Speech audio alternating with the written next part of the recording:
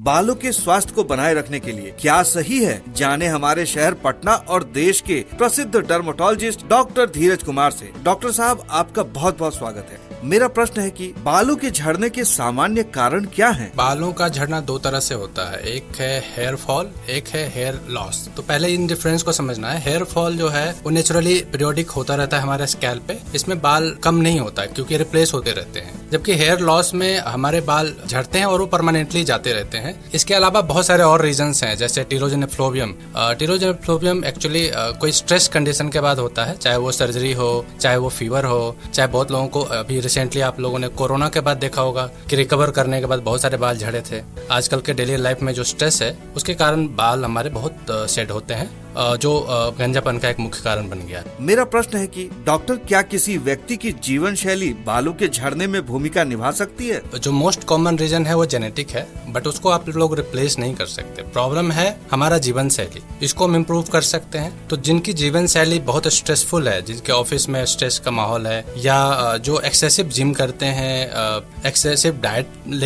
पे हैं, वो खाना प्रॉपर नहीं खा रहे हैं, तो उन लोगों के बाल ज्यादा कमजोर हो जाते हैं। इसके अलावा कुछ लोगों का हैबिट है ड्रिंकिंग की, सिगरेट स्मोकिंग की, उन लोगों के भी बाल बहुत कमजोर हो जाते हैं। आउटडोर एक्टिविटी वाले लोगों के बाल पे रेडिएशन का इफेक्ट होता है, अल्ट्रावायलेट रेडिएशन का इफेक्ट होता है, तो वहाँ पे भी बाल बहुत वीक हो जाते हैं। मेरा प्रश्न है कि डॉक्टर, बालों के झड़ने के लिए कौन से चिकित्सा उपचार उपलब्ध हैं? बालों के झड़ने के लिए बहुत सारे ऑप्शंस अवेलेबल हैं, बट जो मोस्ट इफेक्टिव है और जो अप्रूव्ड दवाइयाँ हैं वो है मिनोक्सिडिल, फिनेस्ट्राइड और low level laser hair stimulation. कुछ और थेरेपीज हैं जो इसको सपोर्ट करते हैं, जैसे प्लाज्मा थेरेपी है, जिसका नाम सुना होगा आप लोगों ने, प्लेटलेट रिच प्लाज्मा थेरेपी बोलते हैं या GFC ट्रीटमेंट बोलते हैं। तो ये सब चीजें बालों के में हेल्प करता है। इसके अलावा कुछ मल्टीविटामिन्स है, जैसा कि डिफिशियंसी से भी बाल झड़ते हैं, तो आप न्यूट्रास्यूटिकल्स दे सकते हैं खाने के लिए, जैसे विटामिन D दे सकते हैं, मल्टीविटामिन्स दे सकते हैं खाने के लिए।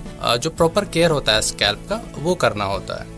मेरा प्रश्न है कि डॉक्टर, क्या डैंड्रफ के कारण बाल झड़ते हैं? हाँ, डैंड्रफ एक्चुअली दो तरह से बालों को झड़ने में हेल्प करता है। एक तो डायरेक्टली डैंड्रफ के कारण जो हमारे बाल कमजोर होते हैं वो, और दूसरा डैंड्रफ के कारण जो इच साइकिल शुरू होता है, जब हम स्क्रैच करते हैं स्कैल्प को, तो भी बाल का जो स्कैल्प है वो डैमेज होता है और बाल कमज़ोर होता जाता है।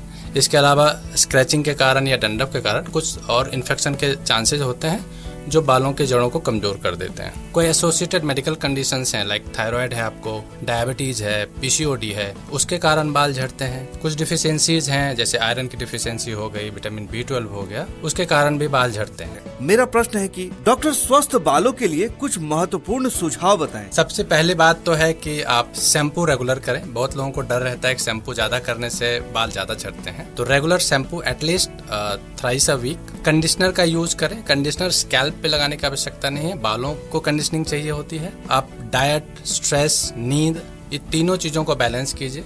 बाल स्ट्रेस के बाद बहुत ज्यादा कमजोर होते हैं और झड़ते हैं। प्रॉपर मेडिकेशंस लें। बाल अगर ना कंट्रोल हो तो प्रॉपर एडवाइस डर्मेटोलॉजिस्ट से लें, और जो उनके द्वारा सुझाया गया ट्रीटमेंट है उसको फॉलो करें, और कोशिश करें आपके स्कैल्प जितने हेल्दी हों, क्योंकि याद रखें स्कैल्प अगर हेल्दी है तो बाल हेल्दी है। मेरा प्रश्न है कि बालों के झड़ने के सामान्य कारण क्या हैं? बालों का झड़ना दो तरह से होता है, एक है हेयर फॉल, एक है हेयर लॉस। तो पहले इन डिफरेंस को समझना है। हेयर फॉल जो है वो नेचुरली पीरियोडिक होता रहता है हमारे स्कैल्प पे, इसमें बाल कम नहीं होता है क्योंकि रिप्लेस होते रहते हैं। जबकि हेयर लॉस में हमारे बाल झड़ते हैं और वो परमानेंटली जाते रहते हैं। इसके अलावा बहुत सारे और रीजंस हैं, जैसे टीलोजेनिक फ्लोबियम। टीलोजेनिक फ्लोबियम एक्चुअली कोई स्ट्रेस कंडीशन के बाद होता है, चाहे वो सर्जरी हो, चाहे वो फीवर हो, चाहे बहुत लोगों को अभी रिसेंटली आप लोगों ने कोरोना के बाद देखा होगा कि रिकवर करने के बाद बहुत सारे बाल झड़े थे।